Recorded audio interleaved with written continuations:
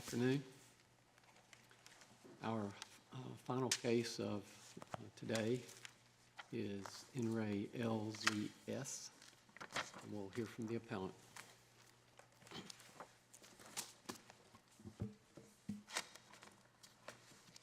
Thank you, Chief Justice Newbies and Associate Justice. My name is Lee Gillum. I'm in the Office of the Parent Defender. I'm an Assistant Parent Defender there, and I'm representing the respondent father, Mr. Seymour, today. And I just want to thank the court for giving me the opportunity to present my client's case, and thank the court for opening this beautiful courtroom once again. It's nice to be back. And I would like to save 5 minutes of my time for rebuttal. There's two issues presented in this case. One is the sufficiency of the order, but the other question is the one I want to address first, and it's very similar to the question that you heard in the case before this one, and that is, what does fundamental fairness mean in a proceeding where the government changes from being an ally to an adversary of the parent-child relationship? And this hearing that we have before you now is not the termination of parental rights hearing. There was a parental rights order, but the hearing that is on for review right now is not that hearing. It's the hearing where reunification with a parent was eliminated from the child's permanent plan. And I want to stress that fundamental fairness is as important in this type of proceeding as it is in a termination of parental rights proceeding, because it is a watershed moment in a juvenile case where the government changes its role from being the parent's ally to being the parent's adversary. And juvenile cases start when the child is removed. The Department of Social Services is supposed to work first to strengthen the family, and reunification is the first permanent plan. That's in Section 7B 900 and 7B 906.2. And that's because juvenile cases rightly begin with a presumption that the best possible outcome in that case is for the parent to remediate the circumstances that cause the child's removal and to reunify the child and the parent. And so when the case begins, DSS is working with the parent, working reunification, trying to help the parent address whatever issues they are. But then when the department thinks that reunification is no longer likely to be successful, and it's clearly unlikely to be successful, and they move the court to take that out of the child's permanent plan, that's a very serious moment in the case, because that's when the department begins to gather evidence for litigation rather than assist the parent to correct the conditions.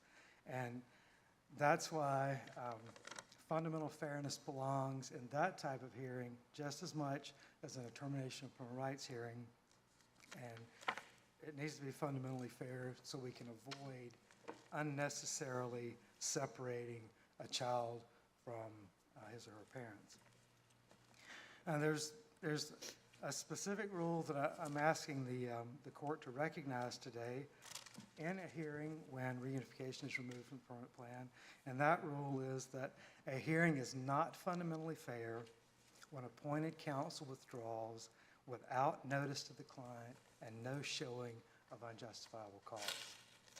And that is the rule of KMW, which was decided by this court a little over a year ago, and I think these two cases are factually similar enough that you can rely on KMW and you can reverse the order ceasing reunification and send it back for a new hearing where the father is represented by counsel, and also vacate the termination of parental rights order to again begin that process of either having the department prove that reunification is clearly unlikely to be successful, or carrying on with reunification. Well, Mr. Gillum, you've alluded to TAM, but of course, excuse me, to KMW, but of course, the most recent case out of this court on the right to counsel subject is TAM.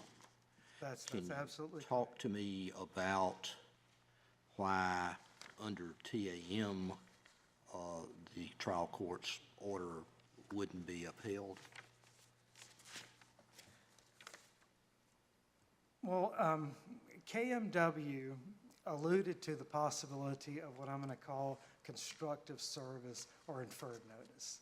Because in KMW, the notice was served only on the department, not on the parent. The notice that the attorney was moving to withdraw.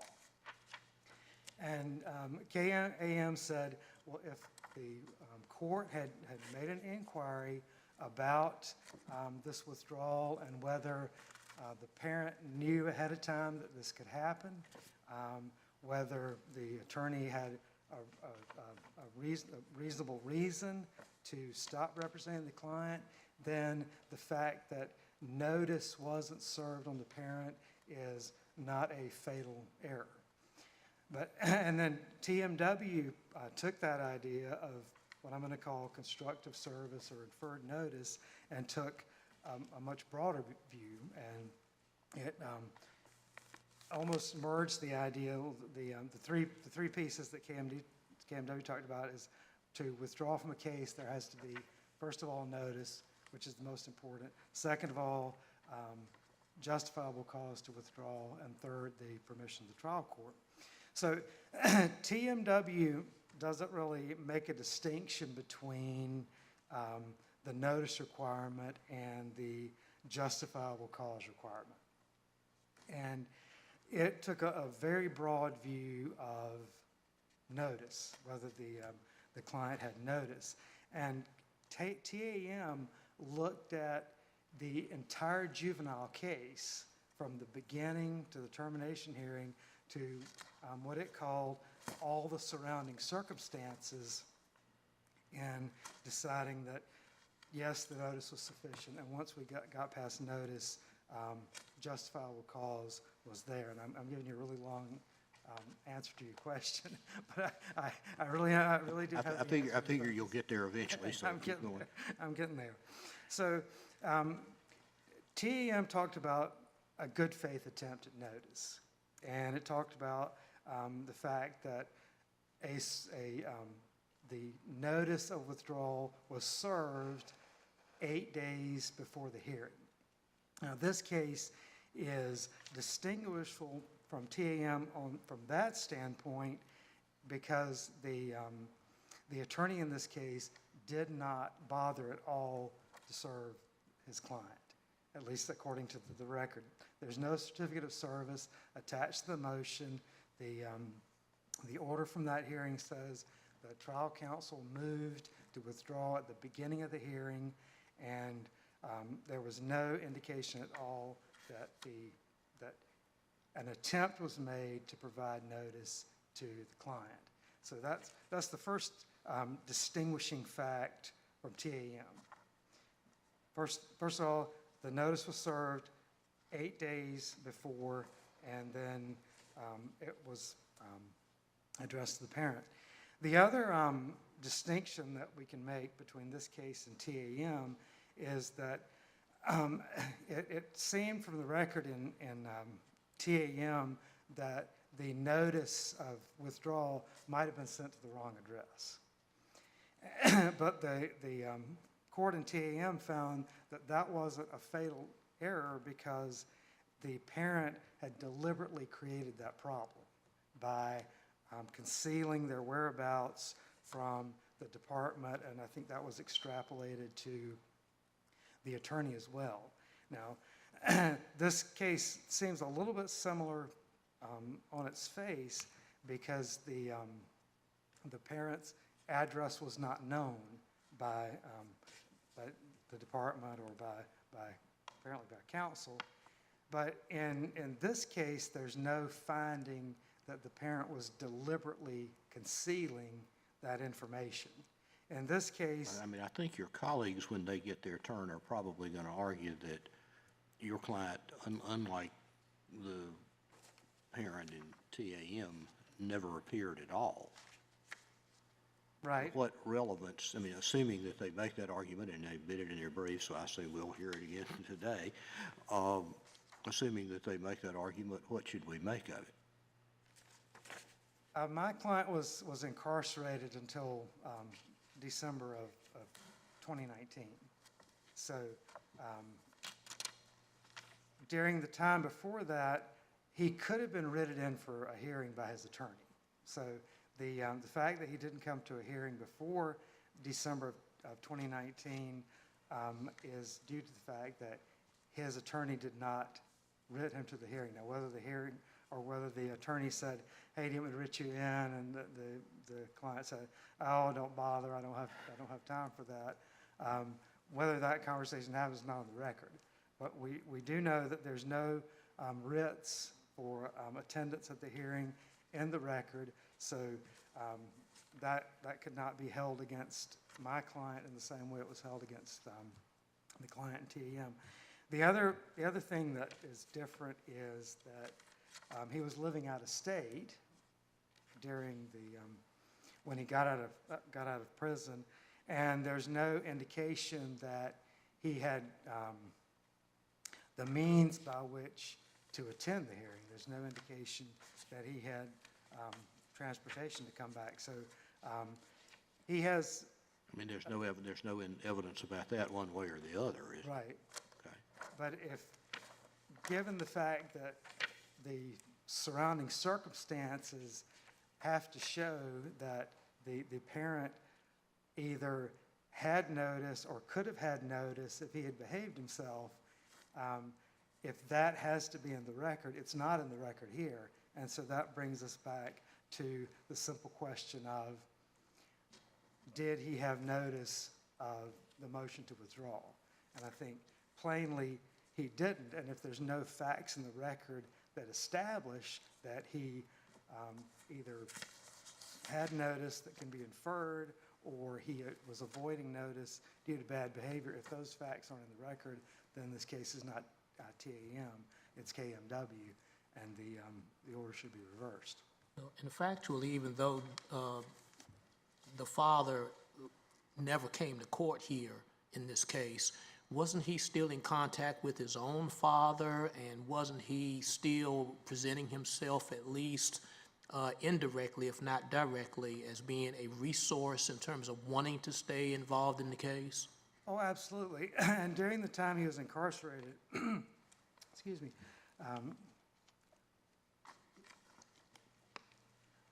the court had found near the end of his incarceration, the last review of the case before he was released, the court had found that he had entered an out-of-home services agreement.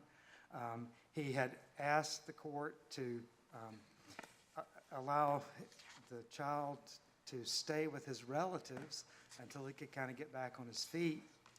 And he had asked that he eventually be allowed to reunify with his child. So most definitely he stayed in contact with the department when he was incarcerated. And then when he got out, he did call the department in early January, about 2 weeks after he got out, and he just let them know, I don't have housing yet. And after that, it was social services that called him, and there was one call in February where his voicemail was full, and he didn't take the call. And then soon after that, in early February, the mom says, "Well, I know how to reach him. He's on Facebook, so let me just try to make a video call over Facebook." And he was found that way. And then after that, he got his number to DSS, and when they called after that, he answered when they called. And I think there were, by my count, there were 8 instances when they called him, and he answered the phone. And you know, the conversation, it seems, kind of went like this: do you have a house yet? And he said, "I'm still looking." And DSS says, "Well, we'll start giving you visits and start working on a plan when you get a house, but don't call us until you get a house. And so he remained homeless, as far as the record shows, during that entire time. But he was not, even though he didn't have an address he could give DSS, as far as the record shows, he did answer the phone when they called, and he was available to take their calls. Now, the other distinctions that we can draw with TAM were that in TAM, the attorney spoke with the client the day of the hearing and represented to the court that the client did not object. And there's no indication in the record here that the attorney tried to call Mr. Seymour and say, you know, let's talk. Tell me what you want to do here. And then the other factor was that the parent in TAM had been warned of the possibility that his attorney could withdraw if the parent failed to participate. And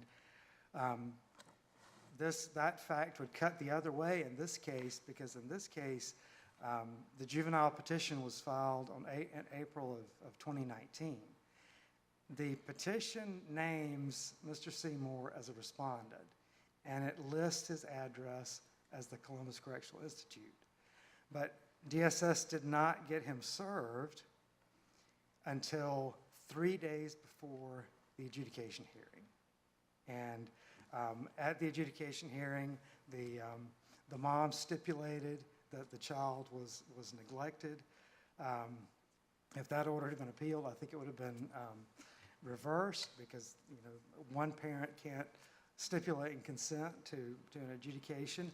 But Mr. Seymour did not have the petition and summons until 3 days prior to that hearing, and the rendition of the participants of the hearing, there's no mention of Mr. Seymour and no mention of his attorney. So if fundamental fairness hinges on the whole surrounding circumstances of this case, then Mr. Seymour kind of started with 1 foot in the quicksand before it even started, because he had not been able to contest these allegations at the very beginning due to not having counsel and only being served 3 days prior, and no writ being issued for his attendance at the hearing.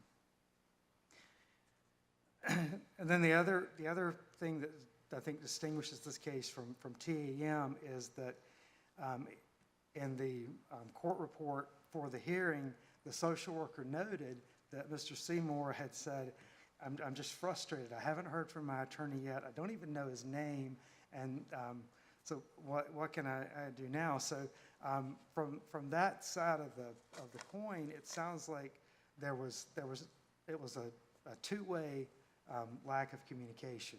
Mr. Seymour wasn't hearing from his counsel, and Mr. Seymour's counsel wasn't hearing from Mr. Seymour. And so finally, counsel just made this motion to withdraw that was granted by the trial court. And I think those are all related to the lack of notice to Mr. Seymour.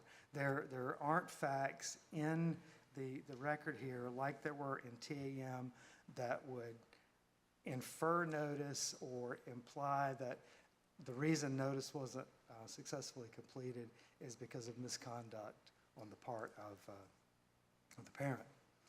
Now, and the next step that KMW moved to after that is, once we've got this idea of notice out of the way, what about justifiable cause? Because the law that's been around for a long time, since at least the 1980s, with Michael Williams and Michael, was that an attorney has to show justifiable cause before withdrawing.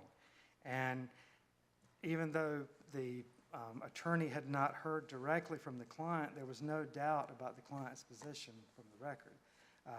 The client, Mr. So Seymour. it's your argument that the fact that the client has not gotten in touch with the attorney isn't by itself sufficient cause? No, I don't think it is. Okay, why not? Because you may not know as an attorney what your client's desires are. And then it's unfair for the attorney then to argue for a position that he doesn't know the client wants, right? And so I think that's the reason for that rule, that, that an attorney can withdraw if he doesn't have communication. But in this case, it's quite plain what Mr. Seymour wanted, whether he had direct contact with his counselor or not, and that's that he wanted visits with his kid, he wanted placement of the kid with relatives while he was in prison until he could get back on his feet, and he wanted a path to reunification.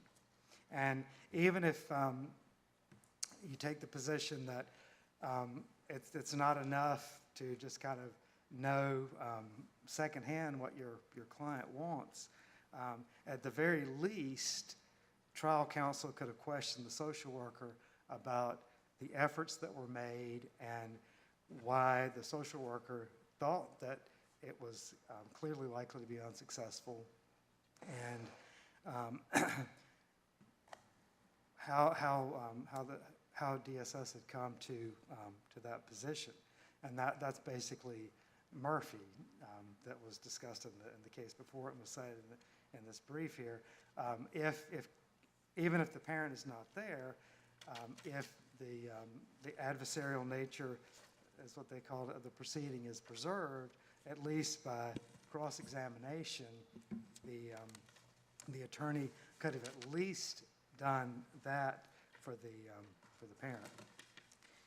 And then the last thing to mention is that there's no waiver through misconduct as in Simpkins. Even Simpkins, which was the case the appellee cited, even Simpkins didn't find egregious misconduct, even though in that case it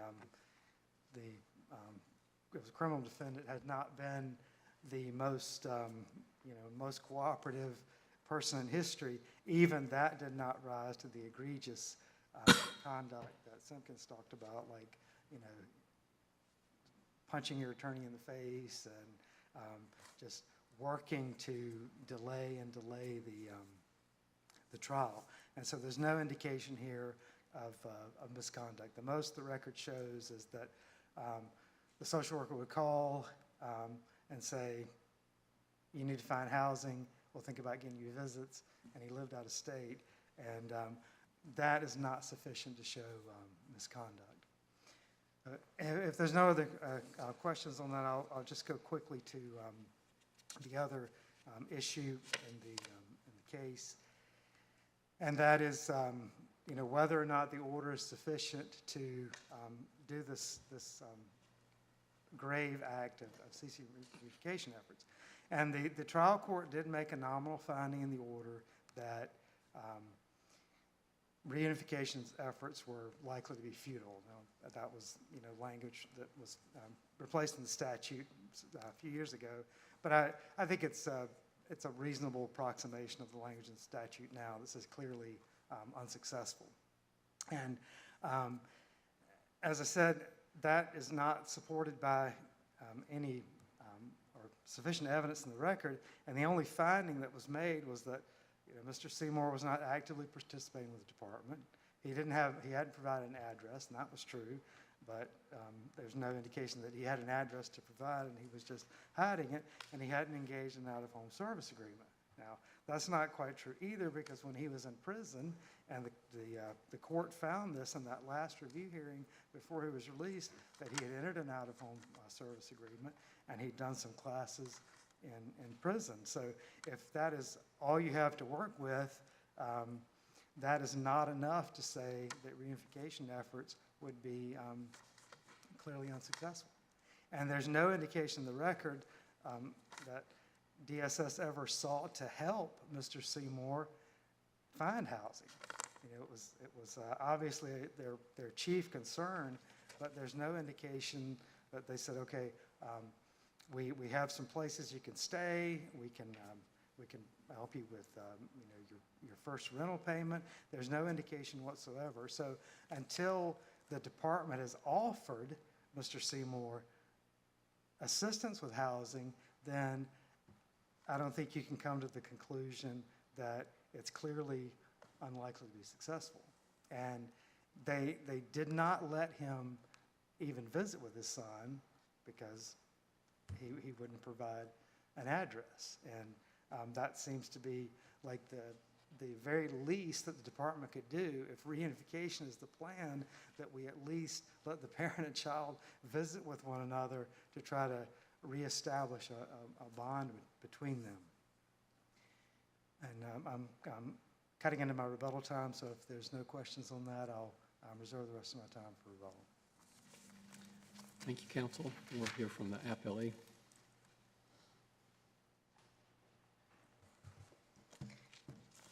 Good afternoon. May it please the court, Mr. Chief Justice, members of the court.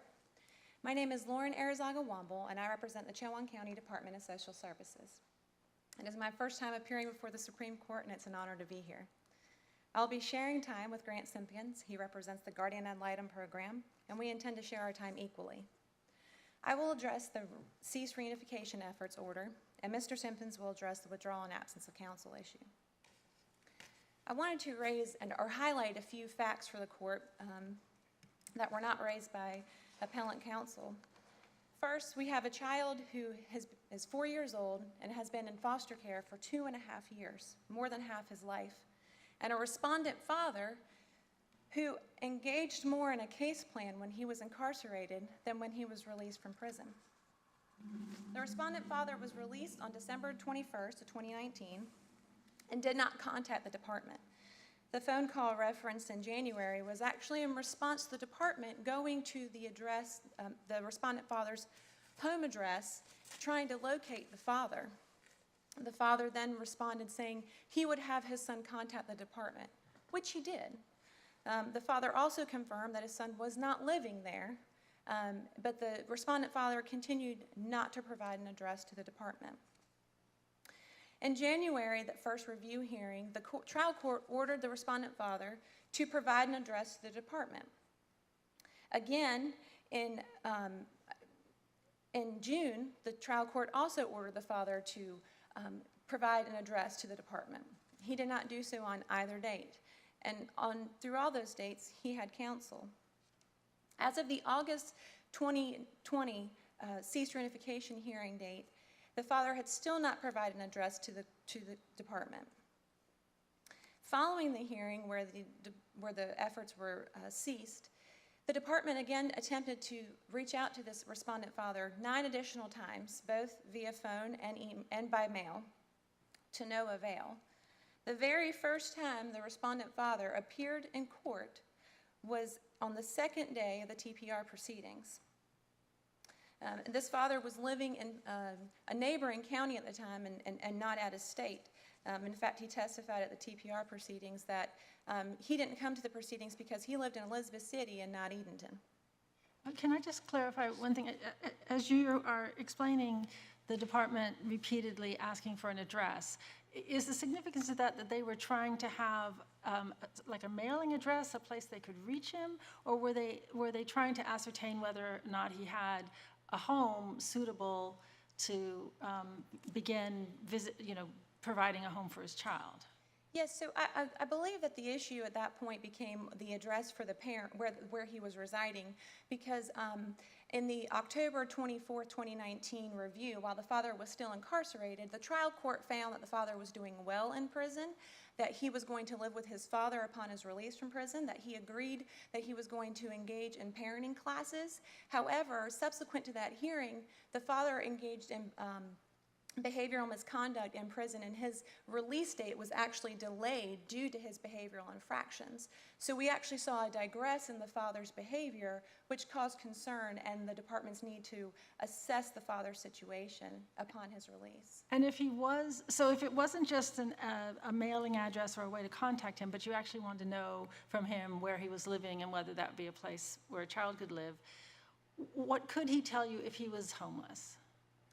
Well, he never reported he was homeless. He just would not provide an address.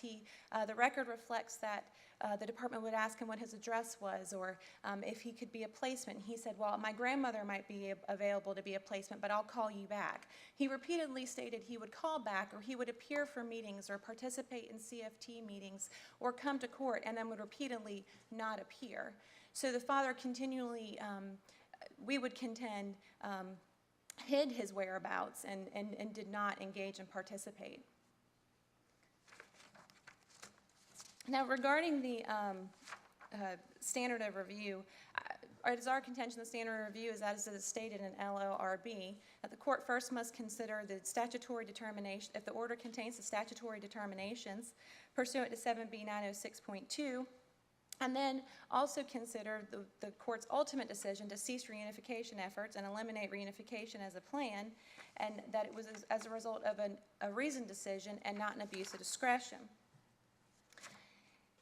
Regarding the proper determinations, it is true that the language in the trial court's order does not specifically quote 7B 906.2b, but it clearly embraces the substance of the statute.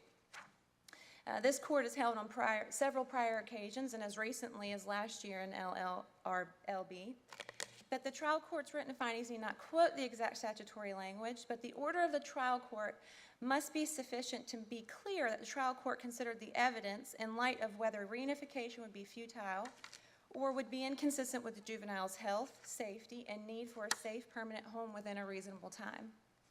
This is the exact language that is used in the trial court's order.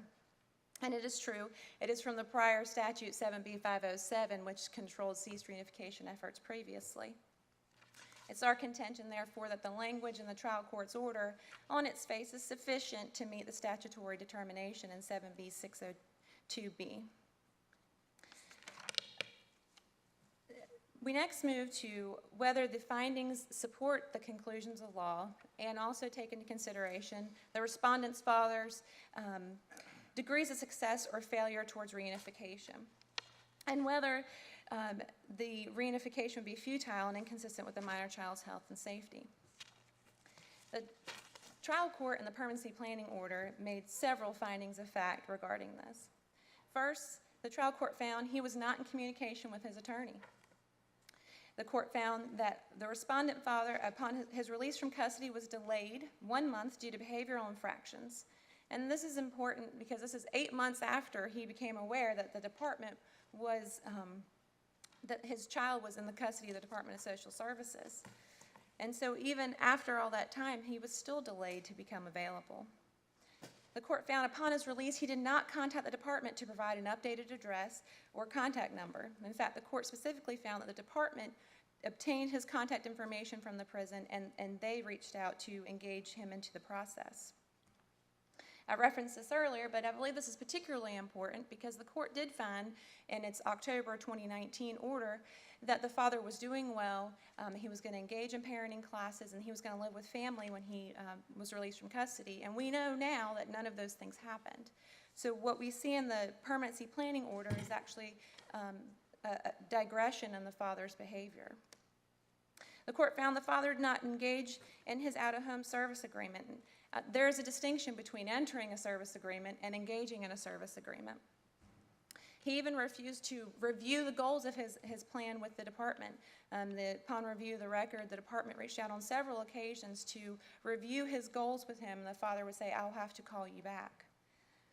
As of the August 13th, 2020 cease reunification order, 8 months after his release from prison, the father still did not provide an address to the department. In June of 2020, he reported he was again moving, which would indicate that he was residing somewhere and just not providing that address, and trying to find his own place. The court found the father had prior criminal history and, among other, including possession of a firearm by a felon, resisting a public officer, discharging a weapon. The father did not have consistent employment. The father did not maintain contact with the department. He attended one CFT meeting in the 8 months after his release from custody, but left that meeting early. He engaged in that meeting by phone, but left early after he became angry and irate after being asked about providing child support. The court found the barriers to reunification were the lack of his relationship with the minor child, failure to participate with the department, and failure to provide an address. The court also found return of the child to the home within 6 months would not be possible. The court also found the conditions which led to the removal of the child continue to exist. Now, it is true that at the time the child was taken into DSS custody, the respondent father was incarcerated and unavailable. But as of the date of the cease efforts hearing, he was again unavailable, but this time by his own choice. The Court of Appeals is held in NRA JAK. There was a father who was actually engaged in a case plan. He was engaged in visitation. He did not permit home visits. He was unable to provide stable housing. The Court of Appeals held that lack of initiative by the father was sufficient to show a reunification would not be successful or consistent with the juvenile's health or safety. In NRA HD, the court found that a parent who did not complete their case plan had pending criminal charges, and there was a specific finding in that case that the child could not return home within 6 months. That was sufficient to establish that reunification would be futile. Many of these findings set forth in the subject trial court's order are also listed to be sufficient in this court's decision in LLRB. It is our contention that the findings in the permanency planning order are more than sufficient to affirm the trial court's order. Even so, this court has the benefit of reviewing both the TPR orders in conjunction with the cease efforts order and utilizing findings of facts from the TPR order to cure any deficiencies. The trial court made numerous additional findings in the TPR orders, all of which are unchallenged findings by the appellant. In fact, there's not one alleged error in regards to the TPR proceedings, so the only way the TPR order would be overturned is if this court vacates the cease efforts order. Now, some of those additional findings in the TPR proceedings were the father had not seen the juvenile since he was 6 months old prior to his incarceration. The father, although duly notified of court hearings, had not attended any court hearing prior to the second day of the TPR proceeding. The father, although being aware the juvenile was in custody of the department, did not inquire into his health, welfare. He did not send cards, letters, nothing.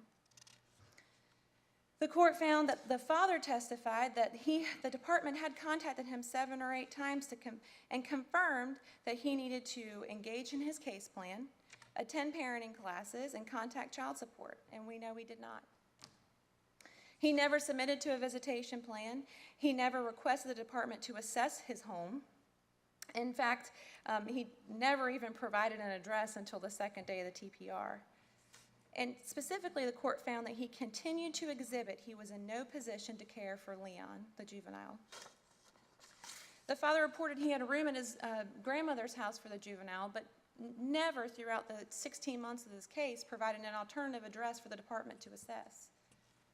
The father failed to exhibit any interest in the minor child. He did not complete the parenting classes that he agreed to do. And the court found to date, the date of the TPR, the father had not presented himself as an appropriate placement option. The court found there's a substantial risk of physical, mental, or emotional impairment of the juvenile as a consequence of the father's actions, and that the failure of the father to provide, and as a result of the father's failure to provide proper care and supervision. The court found the father failed to engage with the department to work towards reunification. And finally, the court found there was no relationship or bond between the respondent father and the juvenile. Considering both the cease efforts order and the TPR orders together, it's our contention the trial court made all of the required statutory determinations, and they support the conclusions of law. Given the totality of the evidence and the trial court's extensive orders, I ask that you would affirm the trial court's decision to cease reunification efforts and terminate parental rights for the respondent father. And if there's no questions, I will defer to Mr. Simpkins. Thank you, counsel.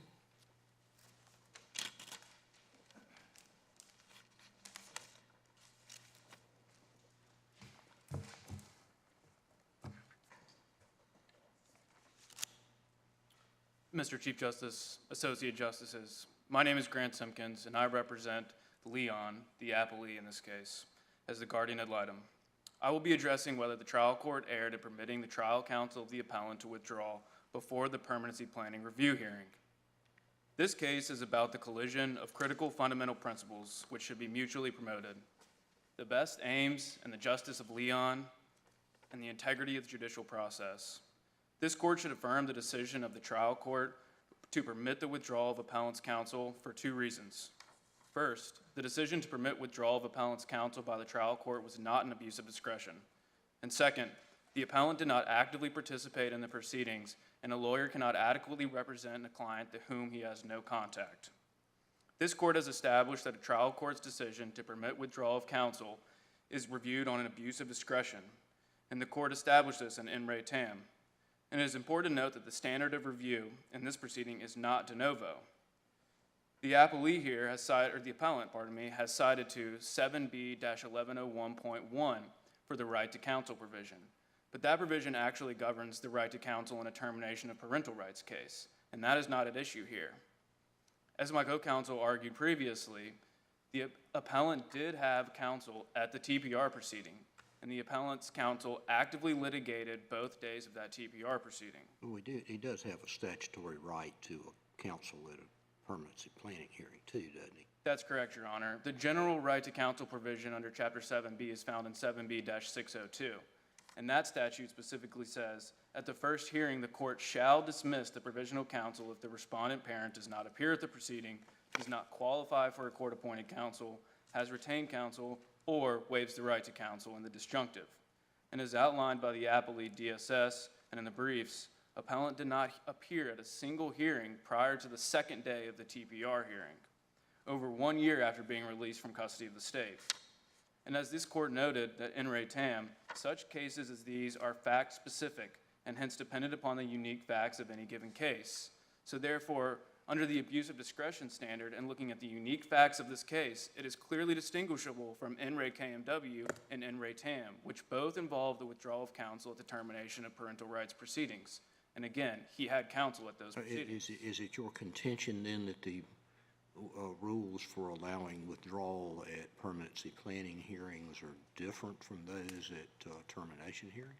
No, Your Honor, it is not our contention. I mean, I had always understood, and if my understanding is wrong, please tell me, but I had understood we basically use the same approach in analyzing withdrawal issues in, Chapter 7B proceedings, regardless of the nature of the proceeding. Is that wrong? No, Justice Ervin, that is correct. But the issue here is whether that was an abuse of discretion. And it is important to distinguish the permanency planning hearing from the TPR hearing in this regard, because the TPR hearing is where the liberty interest of the right to parent is most fundamentally challenged. Here, he was provided the right to counsel during that termination of parental rights hearing, and therefore we should only review this decision by the trial court under an abuse of discretion standard. And as this court notes, an abuse of discretion standard... Again, I'm sorry to keep interrupting you, but are you arguing that because counsel was afforded and actually appeared and participated at least on the second day of the termination hearing, that has some bearing on whether it was appropriate to allow a withdrawal motion at an earlier proceeding? No, Your Honor. Okay. The contention is that because there was counsel at the withdrawal or at the termination of parental rights proceeding, that is where the liberty interest of the right to parent is most fundamentally challenged, and it should be reviewed by a higher standard by this court, as it has been in Re KMW and in Re TAM. But at the permanency planning hearing, when they have not appeared at any prior proceeding, using the abuse of discretion standard is more appropriate in this case, where the trial court is given the benefit of looking at the entirety of the case and the surrounding circumstances of that case. So in Re Tam, therefore, looks at the abuse of discretion standard of review. And as this court knows, great deference must be given to the trial court under abuse of discretion. and it will only be upset upon a showing that it was so arbitrary that it could not have been the result of a reasoned decision. And again, that case involves a termination of parental rights, but is nonetheless instructive. So in answering Justice Morgan's previous question to the appellant about the resources that the appellant had and what were the surrounding circumstances of this issue, as my co-counsel argued, the appellant had not seen his son since he was 6 months old. The appellant was released from custody in December 2019, and in the months that followed from release for custody, DSS contacted him on a number of occasions, but could not maintain where he lived or have any employment status or other basics that are required for establishing some sort of relationship with Leon. And that is important because with the review of the 10 months leading up to appellant counsel's withdrawal, the court must determine whether that ruling was manifestly unsupported by reason or is so arbitrary that it could not have been the result of a reasoned decision. And the motion to withdraw in this case that was filed is short, but it is clear. The appellant's counsel noted that appellant had not appeared in court for any hearing since release in December 2019, did not contact his attorney or appear in court despite his attorney's requests, and appellant indicated to trial counsel that he would appear at several court dates and did not make a single appearance. And the trial court, in the order granting the withdrawal of counsel, specifically said, quote, "The court having reviewed the motion, together with the case file, argument of counsel, and after having reviewing applicable statutory law." Again, while that is short, it is very clear. The trial court considered broadly the circumstances which may render that ruling justifiable, and with the deference afforded to those trial courts, and the review of the record before the trial court, and the familiarity with that case, that was not such an arbitrary decision that could have not been a result of a reasoned decision. Is there any indication in the record that any effort was made by the parent's trial counsel to provide notice of the withdrawal motion to the parent? No, Your Honor, there is no... So you agree with Mr. Gillum then that record shows no effort to give notice? That's correct, Your Honor, but it does specifically state that the appellant's trial counsel had requested that he appear at court and had asked him to contact him at prior occasions and did not do so. Wouldn't that be a distinguishing factor, though, that's important to distinguish this case from the cases upon which you rely in terms of the fact that there was no notice to the respondent father, even though in cases on which you rely, there was at least some foreshadowing that that parent would be relieved of counsel based upon the lack of activity by that parent to make himself or herself available to the court? Yes, Justice Morgan, that is certainly a distinguishable factor. However, there are other distinguishable factors here, in that in those previous cases when the court was allowed to entertain whether or not the respondent's counsel or the parent's counsel had engaged with the parent and had asked whether or not they knew that they could withdraw, that the trial court had told the parent specifically at prior hearings, if you continue to not appear, your counsel may withdraw. That, of course, requires in the first instance that the parent appear at the trial court. And as we've outlined, the parent had not appeared at any proceeding prior to that. And while it is a short motion that outlines only a few items and the record is unclear, the trial court did specifically state that it heard arguments of counsel and had reviewed the entirety of the record. And so while it is distinguishing from prior cases that have provided clear notice, and that is found in the record, there is still ample opportunity for the trial court under that abusive discretion standard to determine that this client was not actively participating in these proceedings and therefore he could not be represented by counsel. Is it your representation that in this case, the respondent father was given notice expressly by the court or by the attorney that there would be the release of counsel? No, Justice Morgan. The record is unclear as to that and does not state specifically that he was given notice. So we're unable to tell whether he was given specific notice by trial counsel. But he was certainly not given notice by the trial court because he had failed to appear at any prior hearing, and therefore the trial judge would not be able to make that instruction to the parent in the trial. Right. And why would that not be dispositive, arguably, to distinguish this case from those cases? Because in both of them, the parent was not coming to court, that one and this one. But yet in this case, there was not, by your own admission, any express statement at all by any source, including the trial court, that there would be a release of the attorney otherwise. That is not a dispositive issue under the abusive discretion standard, where the trial court has all of these available facts to them, and in reviewing everything that has occurred up until that point of the withdrawal. And so under that standard, the court should look at whether the trial court, not in a vacuum, made the decision about whether or not counsel should be able to withdraw, but within those surrounding circumstances. And in this case, the trial judge was the same trial judge since the initial petition had been filed in 2019, was aware that the appellant had not appeared at any prior proceedings, was aware that he had counsel and had been represented at prior proceedings, and was unable to actually participate in those proceedings.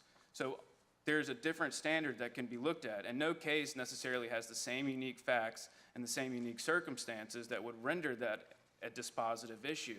And that's why this court has said in previous withdrawal of counsel cases that we must look to the entirety of the case in determining whether or not the trial court abused its discretion.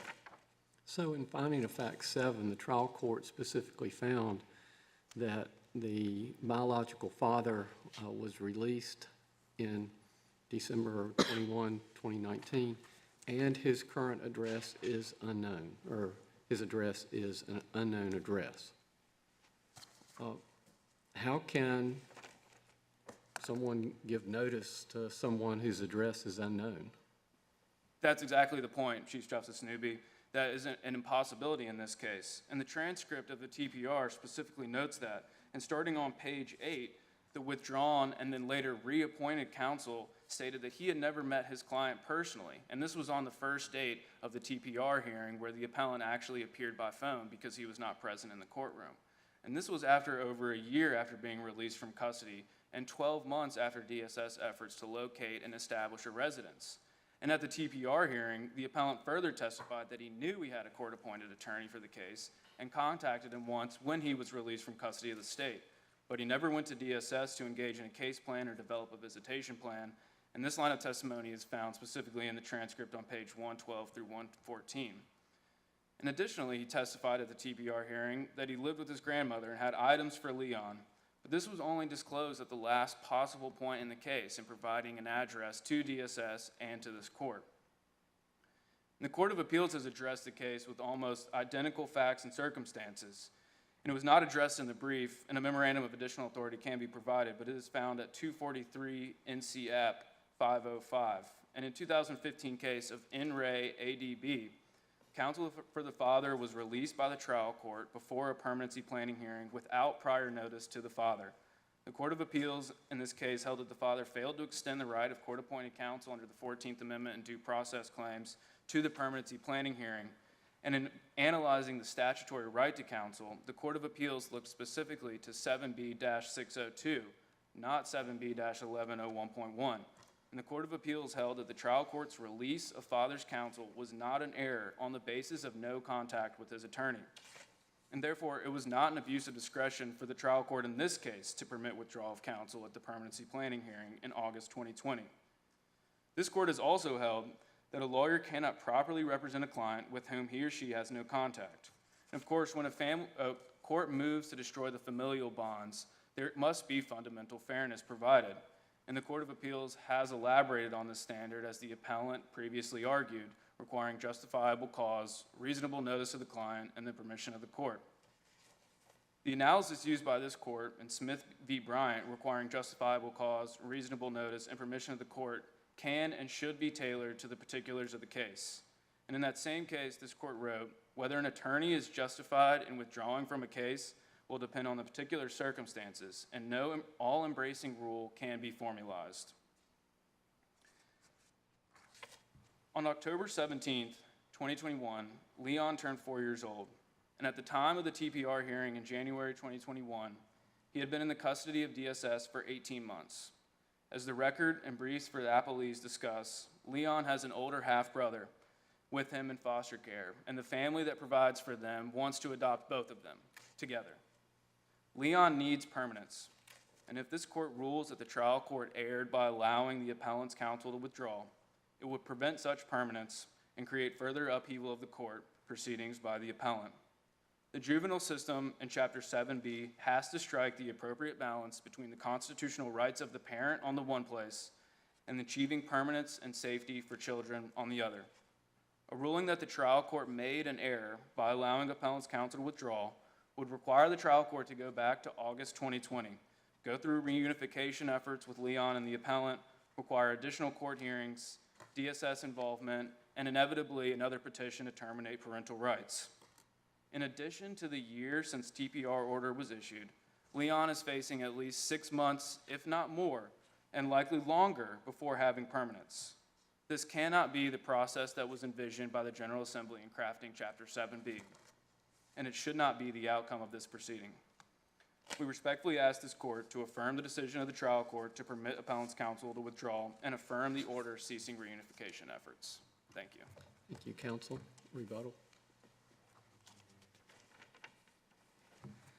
I'll first note that no memorandum of additional authority has been served on me, so that case that was cited should be struck according to Rule 28G, which says that you can't cite a case at oral argument without a memorandum of additional authority. Second, I would want to look at, counsel referred to an inevitable termination of parental rights, and it's simply not inevitable that Mr. Seymour's parental rights would be terminated if the case went back and the department actually engaged in a plan of reunification with Mr. Seymour. And he has an address now, and it's not inevitable. And that also discounts the child's right to have a relationship with their parents. And I think we can all recognize that that is important for a child. The other thing to mention is that the court has no discretion when there's no notice to the parent. That's from KMW. That part of KMW was not expressly overruled by TAM, but rather it was distinguished on the facts and the fact that the attorney in TAM had actually served the notice 8 days before the hearing in question. Did your client ever supply an address to DSS and/or the GAL upon his release from prison? I don't remember exactly when it was, but there was one point where he had supplied an address in Moyoc. But I don't think he supplied one before the cease reunification hearing. Was that his father's address, since there is something in the record to state that he had planned on living with his father once he got released from incarceration when he was going to plan to go to work for his father? I do not know the answer to that, so I just can't say. Was there some last known address for your client after he got out of prison? I believe the last known address would be his father's house, because as counsel said, DSS actually went to that address to see if my client was there, and he wasn't. So I think counsel could have complied with his responsibilities under TAM by sending notice a week ahead of time or 8 days ahead of time to that address and showing a good faith effort to provide notice. But in this case, the attorney did not make any effort to provide notice to the client.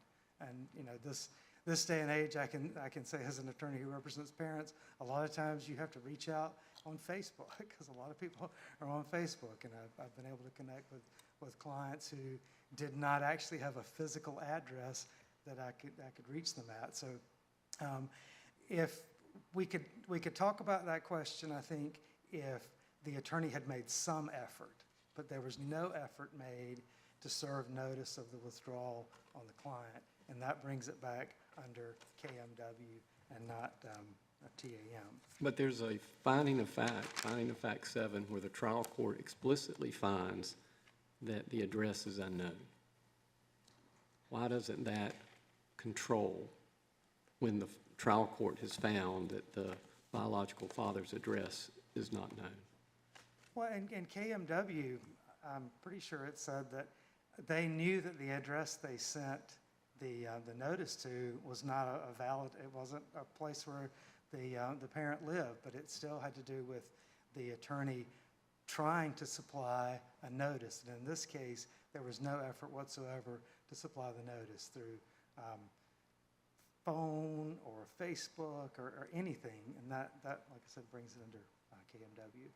And my time is almost expired, so I'll just conclude by saying that the cease-reunification order should be reversed because it is not fundamentally fair for the client not to have representation of counsel, and as a result, vacate the termination of the rights order. Thank you very much. Thank you, counsel. Thank you to all counsel. Mr. Clerk.